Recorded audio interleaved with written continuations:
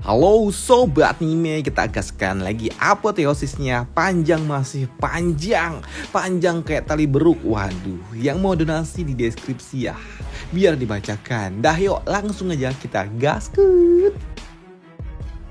Mereview sedikit dari part sebelumnya. Setelah Lozen tiba di tempat kedua di mana tes ujian berada, Zen ia menemukan sebuah batu yang terdapat ukiran di atasnya, di mana ukiran itu memancarkan niat berpedang, dan itu membuat Zen ingin fokus merasakan niat berpedang itu hingga tanpa sadar ketika Zen ia membuka matanya, ia menemukan dua sosok pria tua yang ada.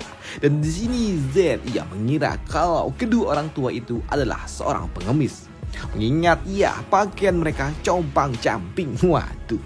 Hei, dikatakan sebagai pengemis membuat kedua pria ini mereka berujar, "Hei nak, kami bukanlah pengemis. Kami telah sangat lama ada di tempat ini. Ya, jadi kami tidak sempat untuk mengurus diri." Di mana sosok pria lainnya dia berujar, "Hei, Lao Chen, sepertinya ada seseorang yang ingin menemani kita."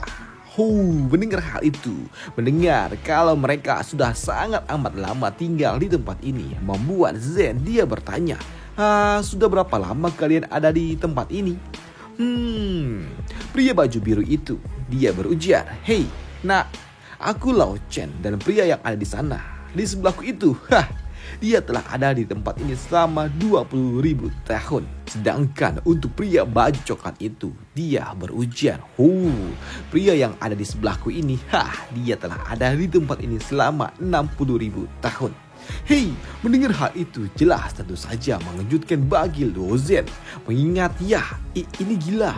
Usiaku saja baru 30 tahun. Ujar dari Zen. Namun melihat Zen yang shock ketika tahu usia mereka, membuat pak tua itu dia berujar, "Hei nak, asal kau tahu, sebelumnya ada seorang pria tua yang tinggal di tempat ini selama 130.000 tahun. Namun ya, karena ia telah melalui 5 kali penolakan surga, maka dia tidak lagi dapat kembali lagi. Dan seharusnya pak tua itu, dia sudah mati."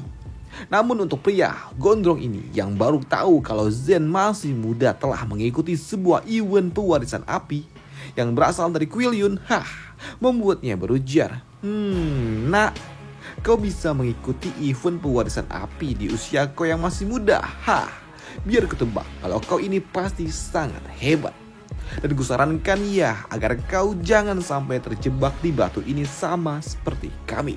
Dan aku khawatir itu hanya akan membuang-buang waktumu di tempat ini, sama seperti kami."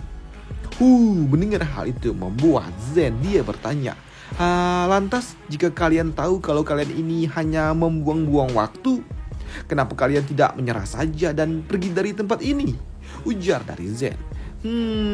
Ya, nak, kau benar. Hanya saja ya, kami sudah terlalu lama ada di tempat ini. Dan jika kami kembali, ya, kurasa aku tidak lagi memiliki tempat untuk kembali untuk pulang. Karena jelas di luar sana semua pasti telah berubah. Tapi ya, karena sudah ada di tempat ini, Lu Z dia berujar, "Senior, tapi sebelumnya aku ingin mencobanya dulu untuk merasakan niat berpedang yang ada di tempat ini." Maka dari itu, kini 3 pria batang ini, mereka bertiga melakukan kultivasi bersama di hadapan batu itu. Dan untuk Zen, ketika dia berfokus berkultivasi, dia merasakan niat berpedang itu muncul kembali, dan kali ini yang menghantam tubuhnya dengan sangat telak. Dan di sini Zen dia pun tahu kalau niat berpedang itu sebenarnya adalah sebuah metode latihan, melatih seseorang yang dapat merasakan untuk dapat membentuk, mengajarkan teknik berpedang itu. Hanya saja ini sungguh sangat sulit, terutama ya untuk dapat merasakan dan melihat niat berpedang itu tervisualisasikan.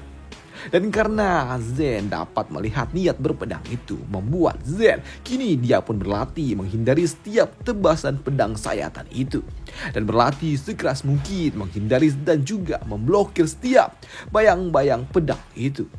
Namun karena serangan pedang bayangan itu yang terlalu kuat, membuat Zen yang belum berpengalaman dalam berlatih pedang tingkat atas membuat dirinya harus mendapatkan bulan-bulanan serangan yang mengakibatkan dirinya harus pingsan setelah ia berlatih keras selama beberapa waktu. Dan ketika dia membuka matanya kembali dan terbangun dari pingsannya, di sini Shun dia berujar kalau Zen adalah satu-satunya orang yang dapat melihat niat berpedang itu. Dan setelah penguatan berlatih niat berpedang itu ternyata secara langsung mempengaruhi tubuh rohku yang semakin kokoh, ujar dari Shun.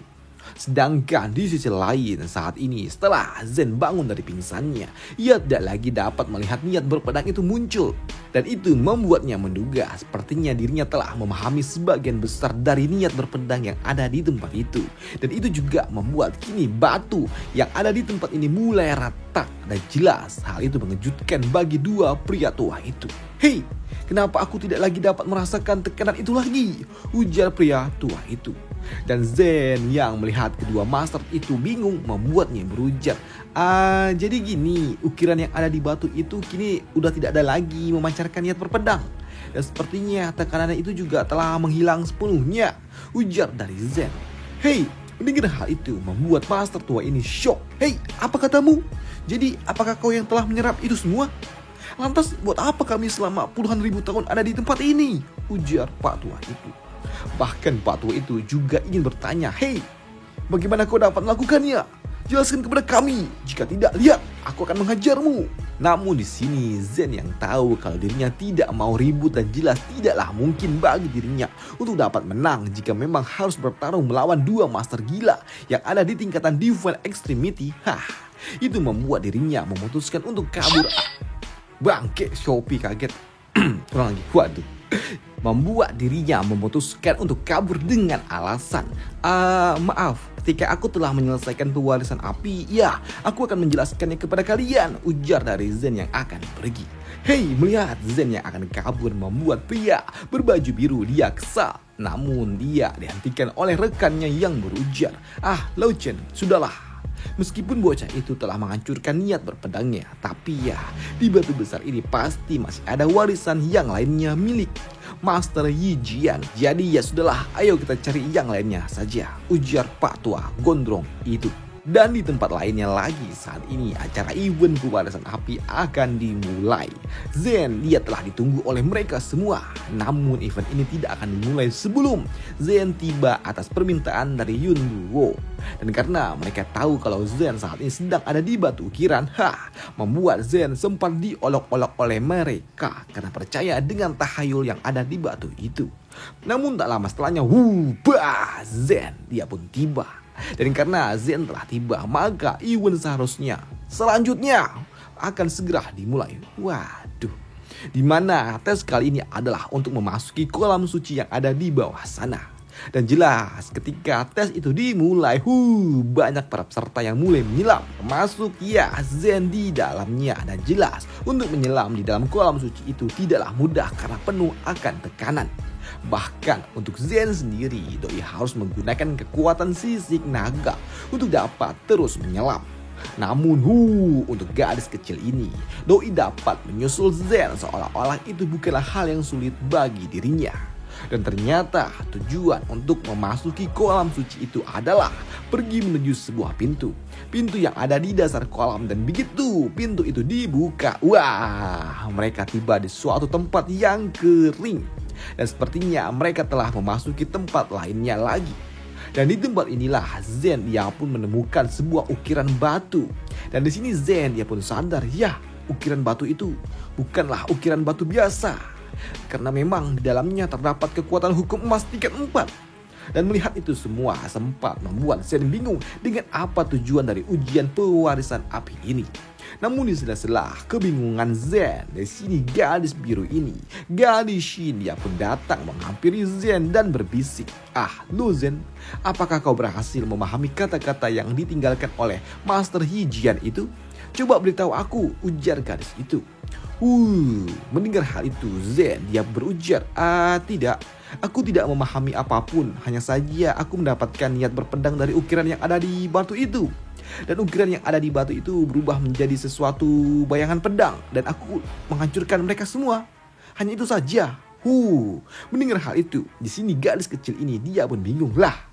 Namun ya sudahlah, karena dirinya memang telah mengetahui tentang apa yang terjadi dengan batu itu. Di sini gadis kecil itu dia berujar, Zen, aku akan memberitahukanmu tujuan utama dari event pewarisan api ini. Karena tujuan utamanya adalah untuk melawan badai hukum. Karena semakin banyak kekuatan hukum yang akan kau pahami dalam waktu singkat, maka kau akan menjadi lebih kuat lagi dan dapat melangkah lebih jauh pula. Mendengar hal itu membuat Zen bingung. Badai hukum? Apa itu?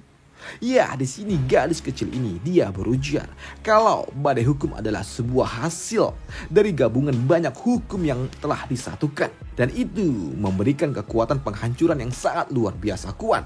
Dan tujuan ujian ini adalah untuk melawan arus yang telah tercipta dari badai hukum itu. Mendengar hal itu membuat Zen pun paham. Jadi ya begitu rupanya. Tapi aku tak dapat melihat ada badai hukum nih. Di sini gadis kecil itu dia berujar, ya seharusnya badai hukum itu ada di dalam menara itu. Karena sebelumnya pertarungan antara dua master gila, master tingkat Heavenly, menghasilkan sebuah badai hukum yang sangat gila. Dan sebagai pertanggungjawaban atas kerusakan yang telah mereka lakukan, salah satu dari master tingkat atas itu, mereka menyegel badai hukum itu ke dalam sebuah menara. Dan oleh sebab itulah lautan Jiga ini dapat tenang seperti sekarang.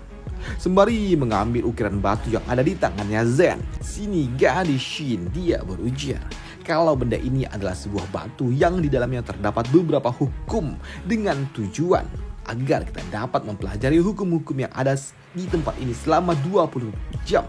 Selama 20 jam sebelum event ini dimulai. Tapi ya menurutku dalam 20 jam untuk memahami ini semua, aku rasa itu tidaklah banyak membantu, ujar gadis Shin yang membuat Zen pun kesal karena batu yang ia pegang dicomot.